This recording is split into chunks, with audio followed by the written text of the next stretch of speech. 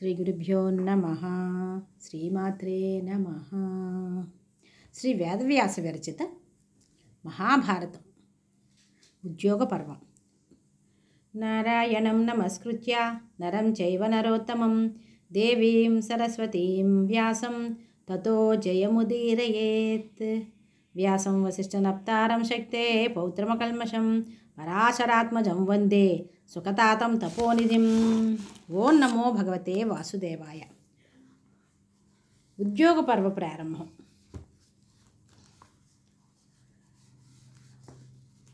అలా వైభవోపేతంగా ఉత్తర అభిమన్యుల వివాహం జరిగింది. పరమ సంతోషంగా పెళ్లి సంబారాలు జరుగుతున్నాయి. ఒకనాటి మధ్యాహ్నం వేళ భోజనానంతరం బంధుమిత్రరాజులందరూ సముచిత సల్లాపాలు సాగిస్తున్నారు. కొంతసేపు సాగనిచ్చి వాసుదేవుడు గొంతు సవరించి మిత్రులారా అనడంతో అందరి దృష్టి ఆయన మీదకి నడిచింది.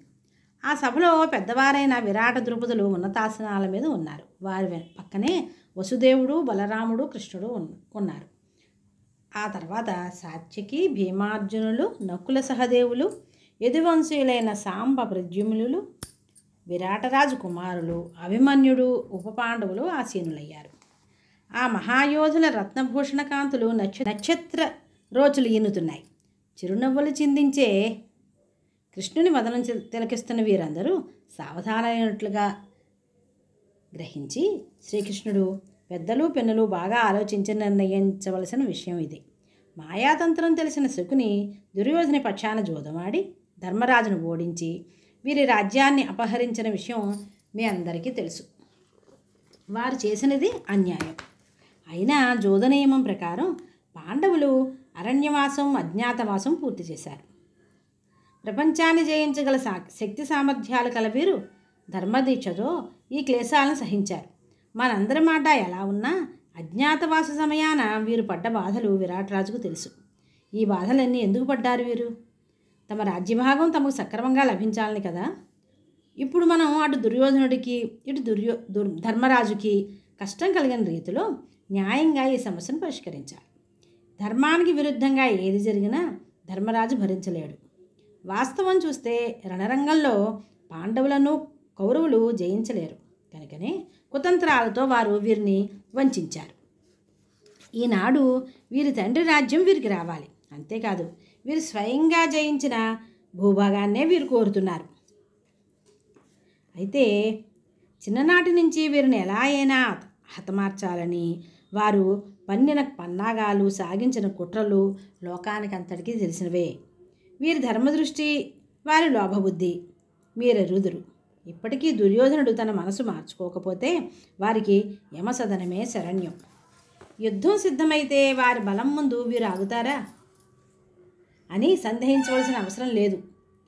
మిత్రరాజులతో కలిసి శత్రునాశనం చేయగలరు వీరు. ఇప్పుడే మనం యుద్ధం ప్రకటించవచ్చు, కానీ అక్కడే వారి అభిప్రాయం తెలుసుకోకుండా నిశ్చయించడం రాజనీతి కాదు. ధర్మశీలంతో అప్రమత్తంగా దూతకృత్యం నడపగల ఉత్తమ పురుషుని పంపి వారి ఆలోచన గ్రహించి రమ్మనాలి. అనంతరం మన కర్తవ్యం నిర్వర్తించవచ్చు అని సదస్యులను చూస్తూ అన్నాడు కృష్ణుడు. కృష్ణుని ప్రసంగం విని బలరాముడు, మిత్రులారా, మా తమ్ముడు ధర్మార్థయుక్తంగా చెప్పిన విషయాలు మీరు విన్నారు. అలా జరిగి వీరి రాజ్యం వీరికి ఇచ్చినట్లయితే మనందరం సంతోషిస్తాం. మనం పంపే దూత ఉన్నాడే, వాడు చాలా వినయంగా ఎవరి మనసుకి నొప్పి కలగకుండా మాట్లాడగలగాలి. జూదం విషయం చూస్తే ధర్మరాజు కౌతూహలం ఉన్నంత కౌశలం లేదు కనుక శకుని జయించాడు. అది వారి దోషం కాదే. ఓడుతున్న కొద్దీ ఆవేశం పెరిగి ఒడ్డుతూ వచ్చాడు ధర్మరాజు. ఆ విషయం అయినా ఇప్పుడు అనవసరం. మన దూత చాలా సౌమ్యంగా శాంత చిత్తంతో సంధికి ప్రయత్నించాలి. యుద్ధం వల్ల ఉభయులు నష్టపోతారు అన్నాడు బలరాముడు. సాత్యకి, బలరామ, మనిషి ప్రకృతిని బట్టి మాట కూడా ఉంటుంది. మీ అంతఃకరణను మీరు విశదం చేశారు, సంతోషం. ప్రపంచంలో శూరులు, వీరులు ఉన్నట్లే దుష్టులు, మూర్ఖులు కూడా ఉన్నారు. మానవజాతి ఉన్నంతకాలం వీరుంటారు.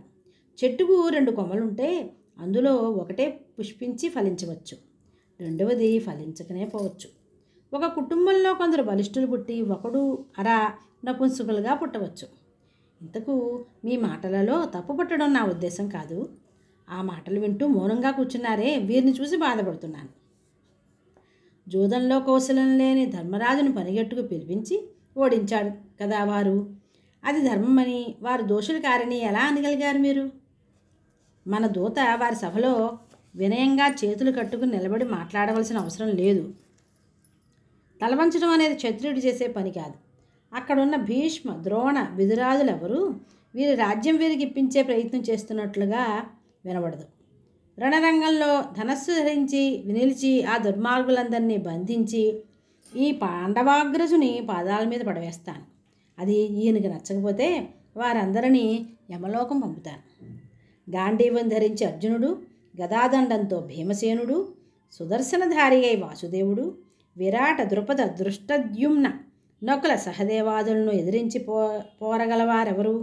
ఇక మహాయోధుడు అభిమన్యుడున్నాడు, ఉపపాండవులున్నారు, ప్రద్యుమ్న,